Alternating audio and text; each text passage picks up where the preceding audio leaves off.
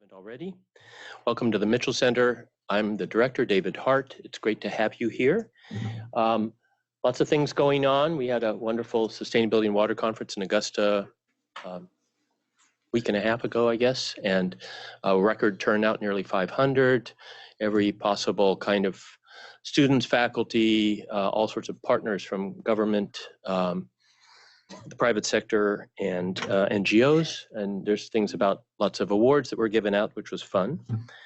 And then we're almost we're winding down our series of talks. The final one is next week, when Amber Roth will be giving a really intriguing talk, the title of which is Sustainability of Collaboration. And she's actually an avian ecologist, so birdie stuff. But it turns out that a key to the success of the work she's been doing is thinking about how to make collaboration work. So kind of, again, connecting across different ways of thinking about things. So that'll be the last one, but we got plenty more in store for the fall. We haven't filled a lot of things for the fall series. So if there are things you think, gosh, these guys should think about having a person like this speak, either a specific person or a kind of area that you haven't heard about yet, let us know, me, Ruth, anybody you can tell us about. We don't have a slide about this yet, but mark your calendars for October 8th. It's a Tuesday when Senator Mitchell will be here, along with a really amazing woman, E.J. Milner-Gulland. She's at Oxford, and I think she's one of the leading conservation scientists in the world, spanning what seems to be every possible field, working on a lot of really interesting conservation issues globally. So she'll be here to give the Mitchell lecture, and Senator Mitchell will also speak, and hopefully it'll be over in Hauk, pretty standing room only pretty often. So when you see us send out the things, gain free tickets, they're free, by the way, be sure to reserve it so you get there. So today it's my pleasure to welcome Amanda Bertana to speak. Amanda and I hail from the same part of the world, Northern California, which is fun because I don't meet that many people from Northern California right here. She's got a really interesting background. She did a master's degree in sociology at Humboldt State University, which I'm trying to think of what Maine town might seem the most like Arcata, California. So history of logging and fishing, maybe throw it down east like in Jonesboro or somewhere kind of in that space, quite a bit bigger. But anyway, there's ways in which people who come from that part of the world, which includes Amanda and me, you can sort of squint your eyes in parts of Maine and say, oh, this could be Northern California, often a few decades ago, just in case you're out and about and you want to think about that. So she did her master's there, and then she did her PhD at the University of Utah. She got one of these very competitive doctoral dissertation improvement grants for her research through the Utah's Global Change and Sustainability Center. She worked in the Fiji Islands, and she's going to talk about some of that in terms of adaptation to sea level rise and how an environmental sociologist looks at that kind of problem. I've been impressed with her ability to make connections across disciplines and her real desire to use her knowledge and her networks to make a difference in the world. In fact, so much so that she is a postdoctoral fellow now in the Scholar Strategy Network, which is a really fascinating, only US-wide, I don't even know. You seem to be expanding. Cool. Yeah, so Theta Skocpol at Harvard, I think, helped launch this whole thing, and it's a really, there's other people in the room. I think Linda's a scholar in that network. Amy Freed, one of Amanda's mentors, is a scholar. So maybe we'll have a chance to hear about that as well a little bit. So I'm just going to turn it over for her to speak about her work developing relocation policies for environmental refugees. Welcome, Amanda. All right, great. So thank you for that. David, that nice introduction.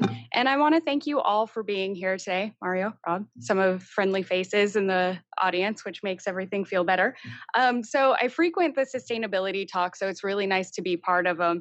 And as David said, I kind of come here with two hats on, one as an environmental sociologist and the other as a postdoctoral fellow for the Scholar Strategy Network. So to go into the Scholar Strategy Network a little bit, the SSN is a volunteer-based group of academics based out of universities throughout the nation. So it's open to faculty and graduate students alike. And the price of admission is we ask scholars to write a 2-page policy brief on their research. So our mission really is to just use scholarly evidence to inform policies. And this can be done in a number of ways. In Maine, we write BDN op-ed reports to either bring awareness to the public about a general issue at hand, or you can also think about ways to use your research to craft a testimony at a public hearing, or whether it's something as simple as getting everybody in the room together to have a conversation and think about the ways in which we can all work together as civic society, as scholars, and as policymakers. So simply put, our goal is to really empower researchers to get their research out there and disseminate it to the larger public. So as David said, we are based out of universities throughout the nation. And it is something which is really nice because there's oftentimes we can learn from other states, as to what's going on in Northern California, for instance, and how this relates to Maine. So that has an added value to it. So if you're interested in hearing more about the SSN, you can visit our website down here at scholars.org, or you can feel free to shoot me an email and we can talk about how your research can be used as a way to inform policy. All right. So now that I did my SSN pitch, we will talk about environmental refugees. Okay. So now part of the theme for this talk was really inspired by a conversation that I had with David when we sat down to discuss the theme of today's talk. And he asked me, well, what do you do when you go into a community and the community wants to talk about something that you did not want to talk about as a researcher? And so I responded to David. I said, well, you scrap your research and you start over and you think about how this aligns.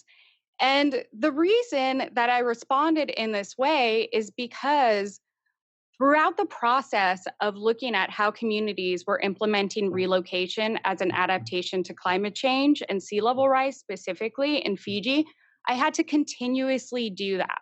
I had to continuously be self-reflexive about my research.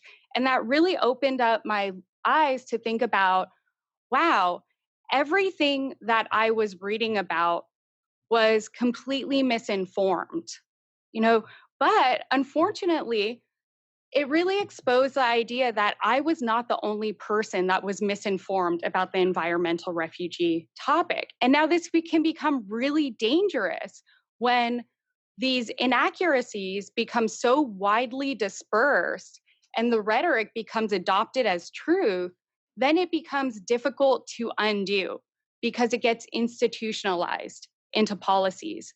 And we make assumptions based on what we think communities want, what we think communities need, and most importantly, how we think people live their lives.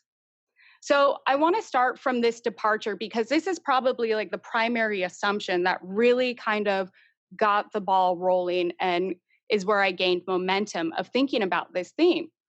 So if you notice, I put environmental refugees in the title in quotations. And the reason I did that is because it's actually not a legal term, but it's something that is very much kind of thrown around continuously. Now, what's fascinating about the terminology is that it was coined in 1976 by a gentleman named Lester Brown, who was the head of the World Watch Institute. But it really gained momentum by Assam El-Hanawi in 1985, who was part of the IOM. And he defined environmental refugees as individuals temporarily displaced due to temporary environmental stress, permanently displaced due to permanent environmental change, and temporary or permanent displacement due to progressive degradation of the resource base. Now, if you notice, this is incredibly ambiguous, but what was so pivotal about it was that it acknowledged the fact that ecological degradation can be a push factor and it can move people. People will be forced to migrate because of ecological degradation. Now, really fascinating. The year is 1985. What was going on at this time was El-Hanawi was speaking about massive desertification in sub-Saharan Africa. So in the 80s, early 90s, this was the primary concern, that desertification in the sub-Saharan Africa was going to lead to an unmanageable migration crisis. So what's really fascinating is you see 30 years later, now we have a very similar discourse going on, except it's about small island developing states being forced to relocate. So now I moved from the environmental refugee literature of thinking, well, as I delved further into this, not yet. So as I delved further into this opened up an array of literature about the lexicon of environmental refugees and creating a policy instrument that would provide assistance to communities that are going to be displaced. Now, what makes small island developing states very different than other communities, for example, the desertification of sub-Saharan Africa, is the fact that there is going to be a complete loss of land.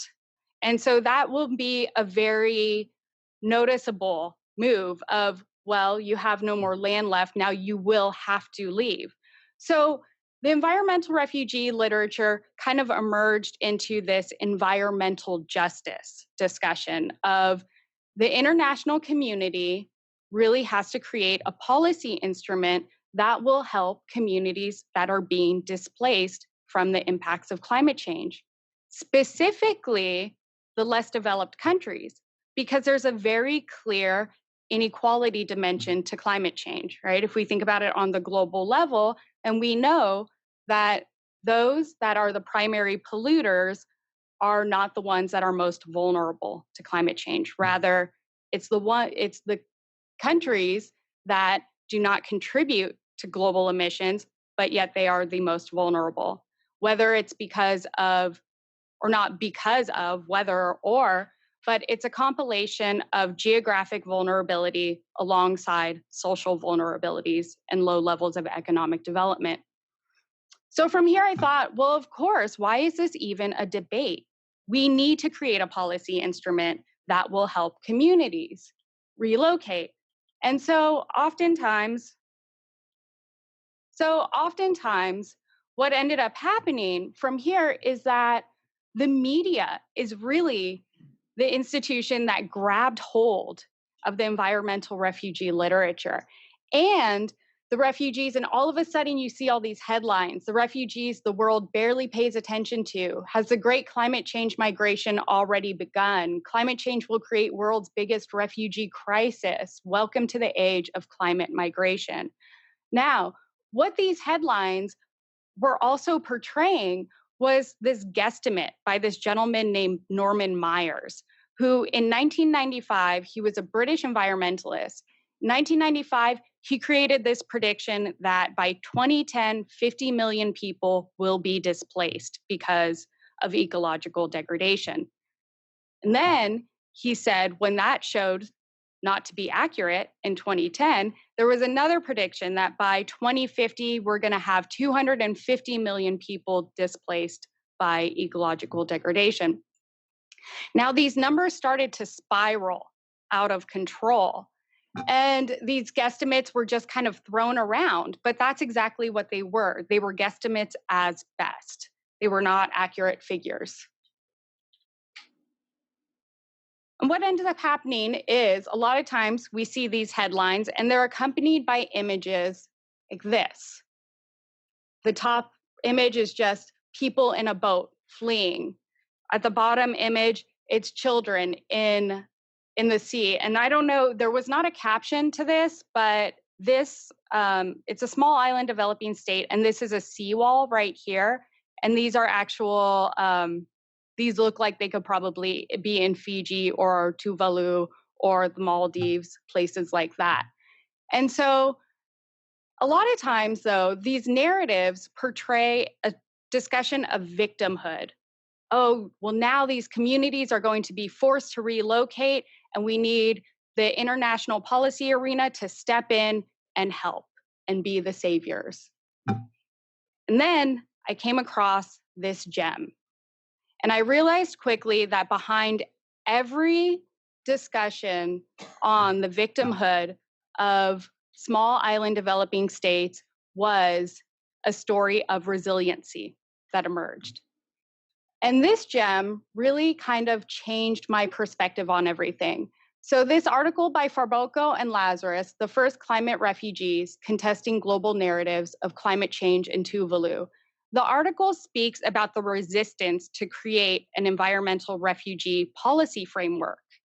And the resistance was that people were saying, we are not refugees.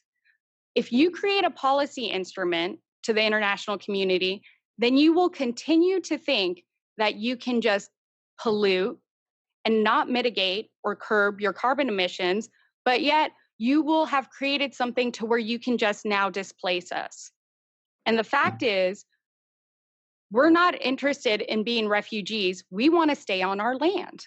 This is the real injustice. Stop polluting. Stop taking our land.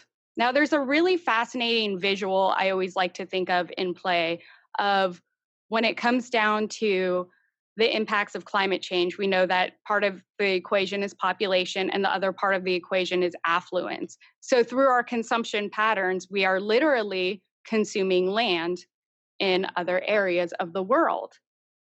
Now, alongside this article is an image of the Pacific climate warriors. We are not drowning, we are fighting. Is anyone ever has anyone ever heard of this group? My point exactly. Nobody ever hears of them, yet everybody is very well versed in the environmental refugee literature for the most part. So the Pacific Climate Warriors are a grassroots organization that really made headlines in 2014. And they come from various small island developing states. And in 2014, about 30 members, 30 climate warriors had actually got in traditional canoes and some in kayaks, and they blockaded this port in Australia. And it was a coal port that was coming through. And so this was a huge move of resistance. And it was this really symbolic measure, but yet it didn't really make headlines as much as some of these other issues had done. And so I looked further into this where I was thinking, okay, this was that primary point of thinking, wow, everything I'm reading is really coming from the perspective of the other without taking into consideration how communities that are potentially going to have to relocate feel about relocation. So I did a little bit of a further search and I looked into this of thinking, of seeing, are there any actual communities out there that have relocated as a response to coastal erosion? And there was one in Fiji, Vuninongoloa. And Fiji was really fascinating because not only did they assist this community, but they are still in the process of creating national relocation guidelines. And the goal of the importance of Vuninongoloa is that this is the first relocation. So by exploring how this works, this is going to set the stage and the pattern for what future relocations in the islands will look like. So I decided to write a grant and try to get to the Fiji Islands and in a way to understand how exactly do people who are relocating feel about relocation. Right. So Vuninangloa is right here. There's this little red dot. It's right on Natewa Bay. And so Vanuatu is the second largest island in Fiji. Viti Levu is the largest island. So Suva is the capital right here. So if you look, there's not many. Suva's the capital, and that's about one of the only urban areas. And so in Vuninangloa, there's another town right about here. So it's about a 45-minute drive. So it's relatively remote.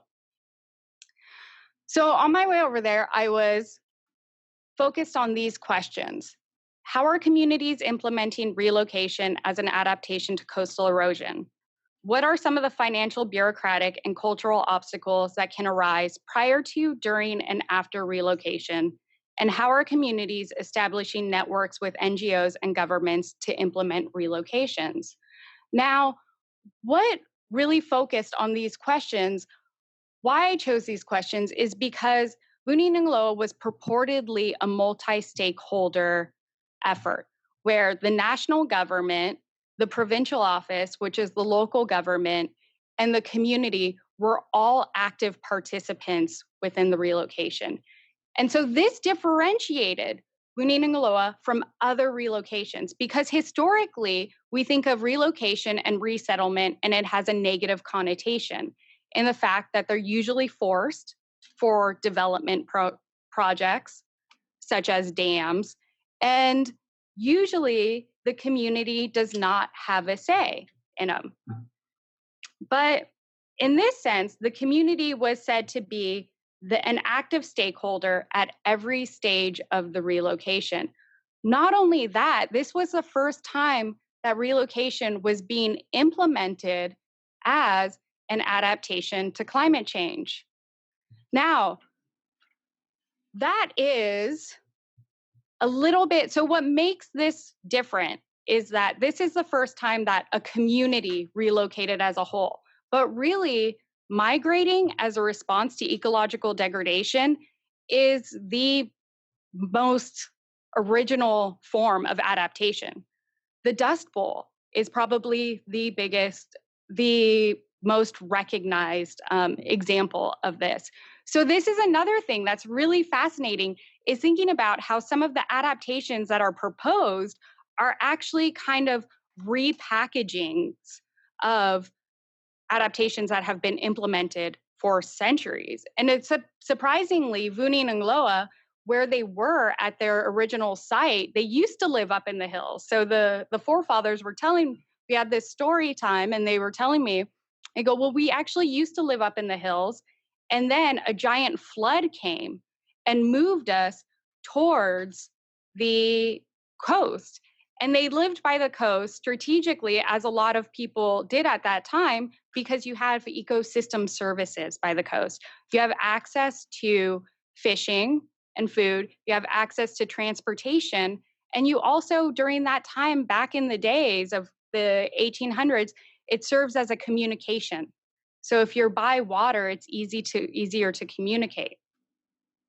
So I embarked with these questions in mind, and then I quickly realized that these questions were boring because because when I got there, the really fascinating question was everything that I thought to be true was not actually accurate. As far as the community being an active stakeholder in the relocation, they were active in funding the project, where they actually had logged their resources in order to provide a funding mechanism to relocate. And they were active as wage laborers, essentially. So the community the men would build the houses, and the government would kind of redistribute their funds that they had already got from logging the forest and pay them a wage laborer. So as far as actual decision making had occurred, the community was not active in that. So it's a little bit deceptive because in one sense, yeah, this was a participatory project, and it's true that it was, but in a very defined way. So, what was happening though, is thinking about these assumptions, what I came to realize is that the needs of the community were not met through the relocation because it was being built off of the bureaucrats that developed the project were implementing it according to universalized assumptions and goals that align with ideas of sustainable development, that align with ideas of concerns about path dependency, and that also aligned with ideas of modernity and economic ideologies as superior to social organization. I'll get into more detail in this. So, when I went to give you a little bit of background, Wuninangaloa relocated approximately a mile inland. Now, a mile doesn't seem very far, but when you're thinking about how there's no paved roads and the ocean is about, a mile away, and you have to carry all of your fishing equipment to get to the ocean, and the fact that it's women who are the fishers of the household, yet it's a very patriarchal society. So the women oftentimes were not allowed to leave the house to go fishing because it would be an all day endeavor. So there were some unintended consequences at play. Approximately 30 households were built. There's about 100 people, between 100 to 120 at any given time, because it's not uncommon for village residents to go back and forth between the village and the town of Suva, the capital of Suva, for school, for a job, for health facilities as well. And it's primarily a subsistence community. So the people rely primarily on fishing and crops, which they sell to the neighboring villages. So what's really interesting is thinking about kind of the role of the community in the relocation. If you read this sign that marks the village, it says Wuninangaloa Climate Change Relocation Project, Ministry of Provincial Development and National Disaster Management, Ministry of Local Government, Urban Development, Housing, and Environment. So you go across the road and that's what you see. And so again, that kind of is symbolic of the invisibility of the community in the relocation project itself. So now we're thinking about how relocation is implemented as an adaptation. In this sense, we often see it as a reactionary process, whereas a giant storm happened and now it forced everybody out. And so this is another nuance. It was being implemented as a precautionary measure. So right here is, this kind of gives you an example. This right here is Natewa Bay that you saw on the map. And this right here is kind of a dilapidated house. Now, what you can't see is further in, probably right where this passes, maybe about 3 feet into the ocean, there's these posts that sit there because that's where houses were once built. So within the time, so the village headman actually had his house out there and now it's underwater. So you have coastal erosion coming up on one end, right here, an example of the seawall. Now, this is really interesting to think about the cost benefit analysis of relocating versus building a seawall. Seawalls are incredibly expensive. And without the capacity to build one, and sometimes with 30 houses, it may actually be more cost effective to relocate a community than to actually build a seawall. So this is kind of gives you another example. There's a house in the bushes over here. So this is the relocated village. So it very much looks like a ghost town. You see dilapidated houses everywhere. Right here with every storm that came, there was riverbank erosion. So you have on one end, you have the coast eroding, and then you have the riverbanks eroding as well. And so land was getting physically smaller. And so what was happening is after every storm, the land would get physically smaller and communities and houses couldn't actually be rebuilt because there was nowhere to rebuild. So I engaged in participant observation because this was another thing in thinking about doing interviews, conducting interviews with women. Women were less inclined to talk to me, and people would say, oh, well, whatever my husband says, just let my husband answer for me. So, in this sense, most of my information from women came from engaging in activities like fishing, like going fishing. I attended conferences throughout Suva. And so this kind of gave me an idea of how climate change as a general national discourse was being portrayed throughout the islands. So I conducted over 40 formal interviews and 100 informal interviews with villagers, local and national government workers, scholars, and non-governmental workers. So kind of like the University of Maine, the University of the South Pacific in in the Fiji Islands and throughout all the islands is actually it's expected that they are going to work with communities. It's and it's actually part of it's built into people's appointments as far as their job appointments go. So because of that, the university has a very well respected name throughout the communities because they're known for providing assistance to villages and doing studies and figuring out how people will what communities actually need. So even though Fiji in the international realm is being heralded as this leader of climate change adaptation, not everybody really felt as ecstatic about their approach to it. As one scholar had said, most of my colleagues here are frustrated and annoyed that climate change has got so much mileage in terms of funding. It's taking over and replacing so much of the other work that has to do with sustainable development and issues that are empirically far more challenged to the communities than climate change. So there was this concern that the funding in the international arena was dictating national policies. And this sentiment was actually expressed across all people that I had spoke to, but in different ways. So the professor says it in one way, and even this is kind of misleading because we know that we can't actually disentangle environmental concerns from political and economic concerns as well. So it's all kind of interconnected. But at the same time, there was a lot of times in the village speaking to women, for example. They were primarily concerned with issues of gender inequity. And that was something that came up. Access to schools, access to healthcare. To kind of put this into perspective, the village had relocated, but upon that relocation, a gentleman who was in his 40s had died from pneumonia because the closest healthcare facility is still approximately 2 hours away from where the village actually relocated.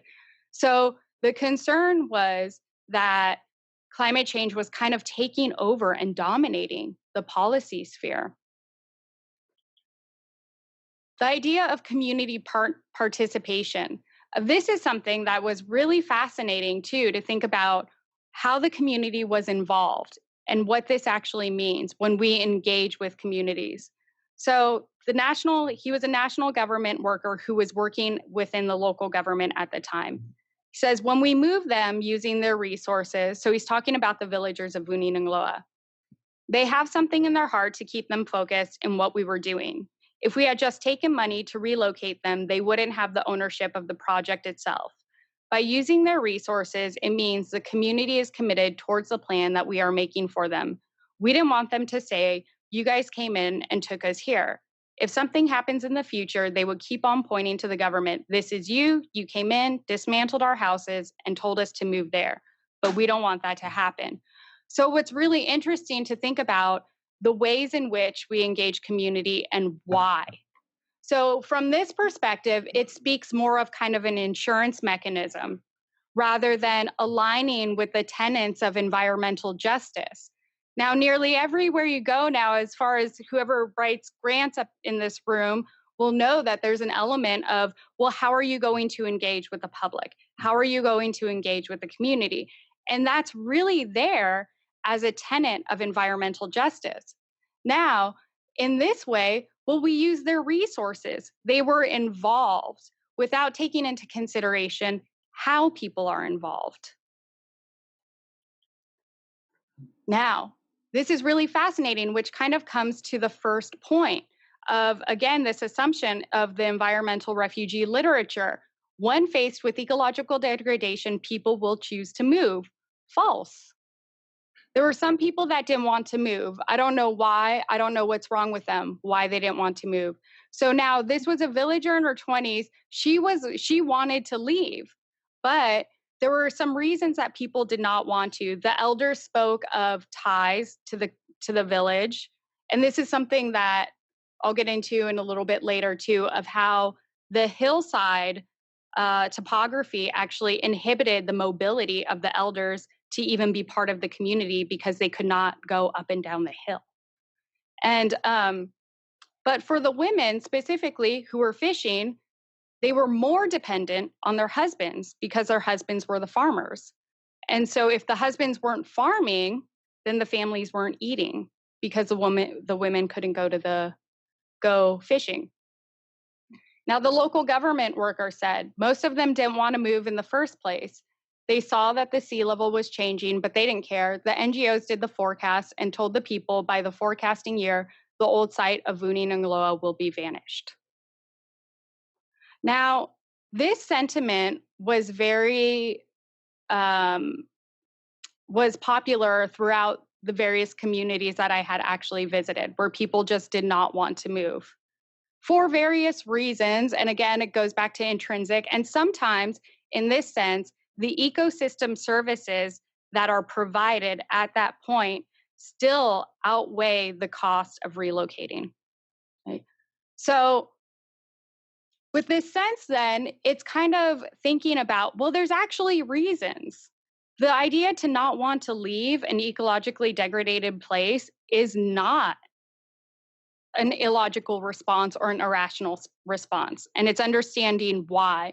And this is something too in there's a recent book by, actually it's not recent anymore, but sociologist Arlie Hochschild goes to a Louisiana bayou, and she interviews this family, and she has this really beautiful quote in there, and she says, in a house as beautiful as theirs, why would anyone want to live in this area? And she's speaking about the rampant pollution in the area. So what's really interesting is thinking about this idea of movement because of ecological degradation and how it's kind of a universal. You know, some people will choose and some people will choose not to, regardless of if structural barriers are in place or regardless of finances being in place. Path dependency. Okay, so here's a site. Here's the village right here, up there. So it's along the main road. Now, the community was not very pleased with being located along a main road. And the idea was because more strangers could walk up and they had more visitors, whereas the other village was more remote. And so people were kind of concerned about, well, we don't want the kids playing in the street. We don't want people just coming into the community. But there was a reason it was built along the road. So I have a quote here from a local government worker. And he says, they have been relocated close to the road where they see all the traffic go in and out and in and out. It keeps the mind wondering, maybe tomorrow I'll take the bus and just go to Savu Savu and then come. Like they like the way, so they take up new habits from there. It affects the government budget because if that habit isn't taken up properly, then it goes down to their children, and later on they become beggars and they rely on the government to provide for them. So it sounds harsh, but again, if we put it into this global perspective, the idea of path dependency and governments providing resources to communities is not this is not a unique idea to Fiji. I mean, we hear it constantly in the US of, well, we don't want to provide welfare services because we don't want to create dependency. Okay. So again, this kind of illustrates these universalized norms or these universalized, I'm sorry, ideologies that are dictating how decisions are being made. Lastly, this idea of modernity. Now, this seems like a blurry picture, which it is, but it says, Vuni Ningaloa, the city at night. There's a saying that goes, Vuni Ningaloa looks like a city because of the solar lights. Now, this is a big deal because you go out there and it's essentially pitch black. And then all of a sudden you're along this road and you come across this. I mean, out of nowhere. So this is a big deal. And this was a very positive component of the relocation because the villagers put in solar lights and then trained 2 women and brought them to Barefoot College in India. And they had become like the solar engineers to come back and actually help do any repairs. And so they would charge every household $5 to put the lights in. And again, this was a really positive attribute of the relocation because the villagers, the women again would always say, oh, well, it's great because now our children can study later in the day. And then a lot of times the men were very happy about it too, because then they would say, oh, well, we can do things. It just kind of elongates the day for people. But the idea, this was also kind of equated. So this is something that really elevated the standard of living. But there was something that this idea of modernity that did not sit well with the community. Now, if you notice, the houses are this like green, they really look like FEMA trailers, and the places, the houses are incredibly small too. Maybe from the middle, from like where this guy goes over to this wall is as big as the house, which is, again, the community had no say over the house. And the gentleman, a local government worker, had said, well, we want people to look over and say, what's this, a housing subdivision? And a lot of the government workers were saying, it looks like America. It looks like the US because it does, the uniformity of it and everything. But this was a huge problem because it deviates from the traditional logic of how a village is organized, which I don't have here. And to give credit, the older village was not organized according to a traditional village because the land wasn't there. So this was actually an opportunity in this sense to create the community that the village wanted to create. But right here is the chief's house, which is a no-no, because if you go into a village, you should always be able to identify the chief's house because it's the largest. And up here is the church. Again, the church should be in the middle of the community. And there's like an open door policy. Whereas if I'm here and Linda's my next door neighbor, I should be able to look directly into her house. And so everybody knows where everybody's home. Now, this created a lot of issues, not only in the sense that people were saying things like, well, this was an opportunity for us and it was a missed opportunity. But also, for thinking about the hillside topography, what was supposed to happen was the government was supposed to come back and put in footpaths, and that never happened. And they never came back and they never put in draining either. And so it's really muddy and slippery, which makes the mobility of the elders who oftentimes live up here, they can't move. And so what's happening is they're becoming very alienated from the community. And up here, you can't see is like the church.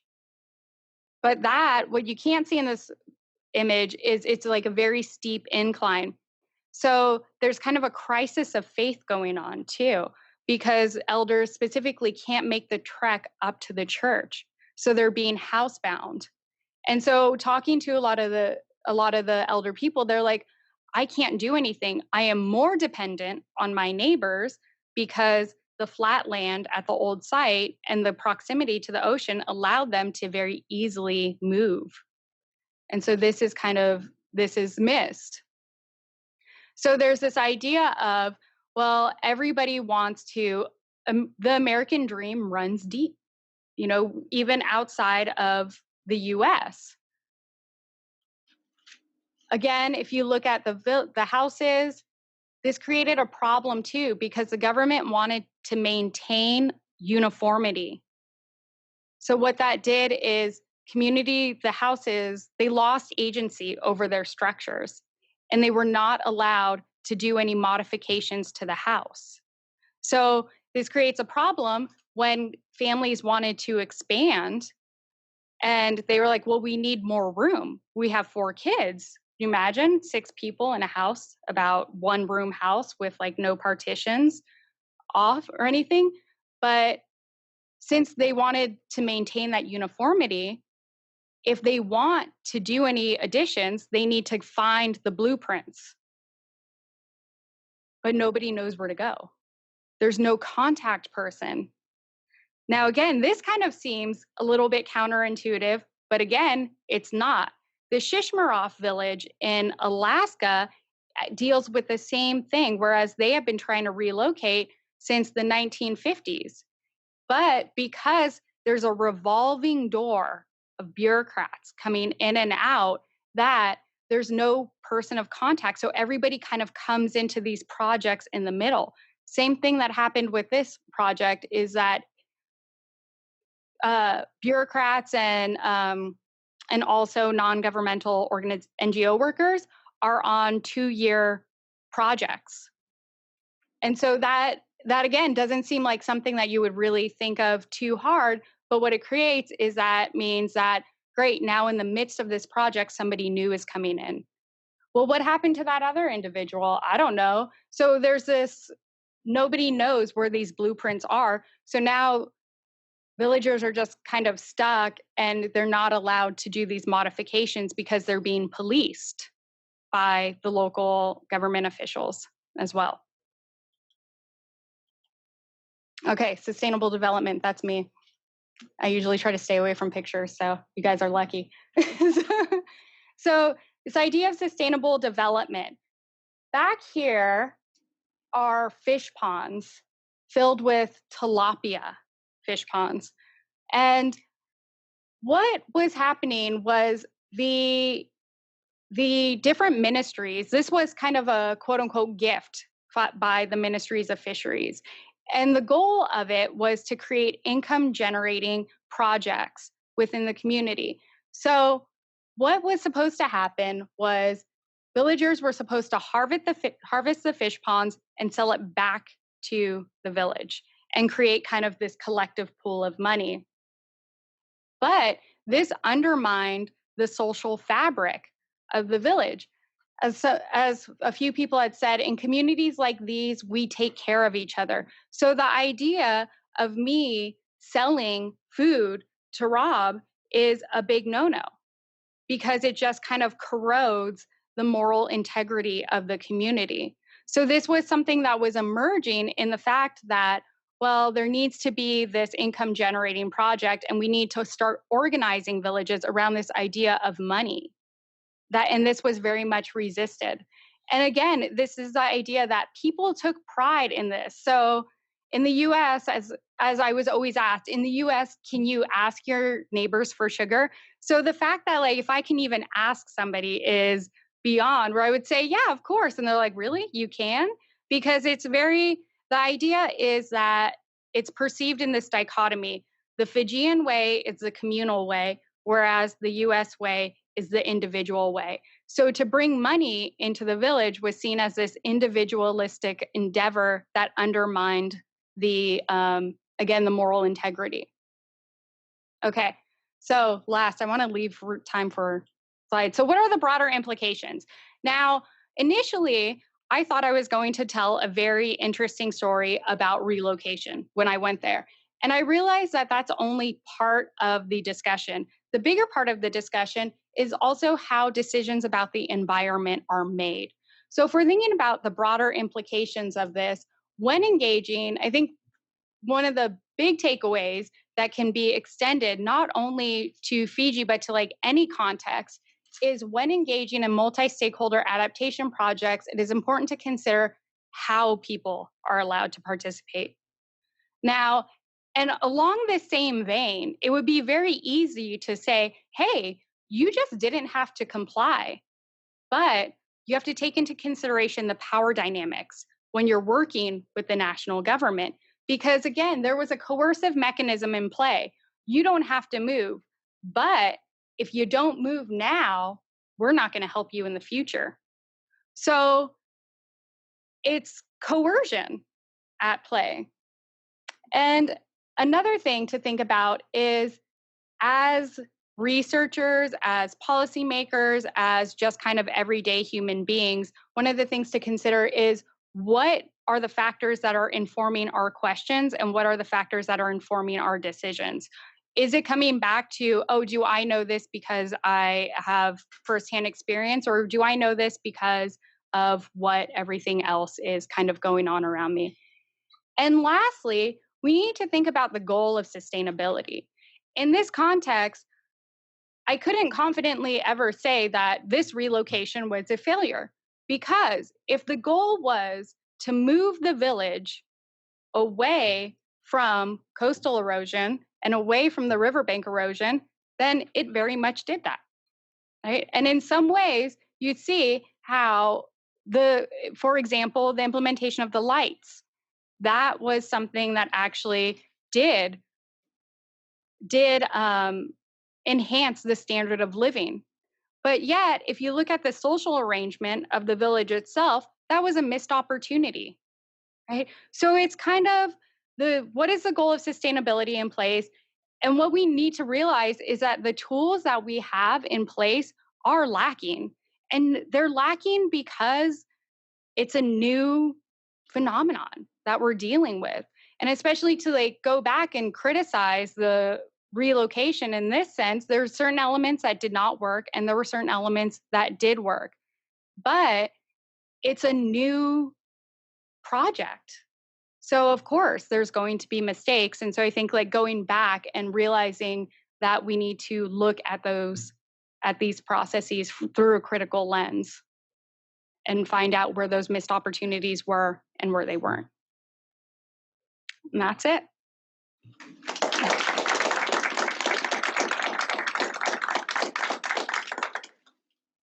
Time for questions.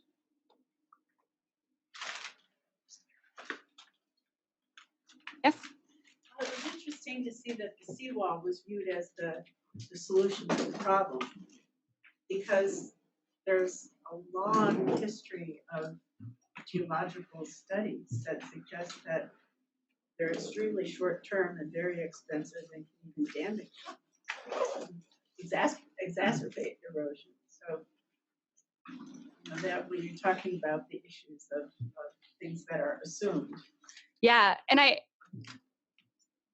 can I add to that? So I'm really glad you brought that up too, because there was another village in this study that I went to, and that was one of the issues, was that the seawall was actually the problem, and that was furthering the erosion. And I think it's something that to point out of how so many, not only policies, but also infrastructural developments just become institutionalized. Well, we do this because we've always done this. But at what point do you realize that even though it doesn't work, we're going to continue to do this?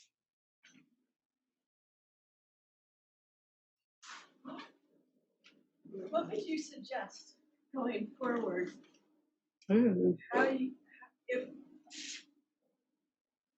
How do we help communities that are facing sea rise? And that's a really great question, because what's so challenging is there's this idea in Fiji too that people just don't know better. You just don't know that you're in danger.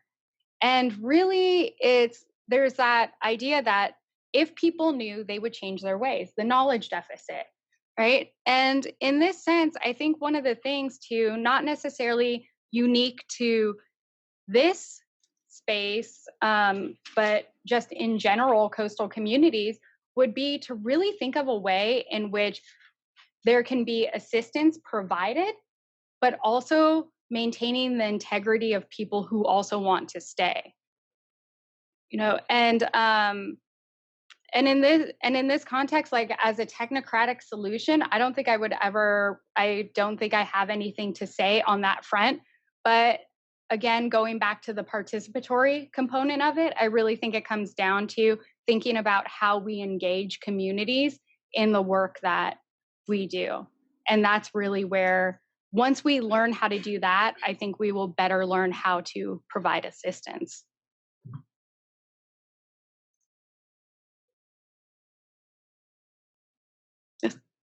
So in light of this conversation of path dependency, it becomes pretty clear that the social and cultural structure of certain relocation communities is undermined, right?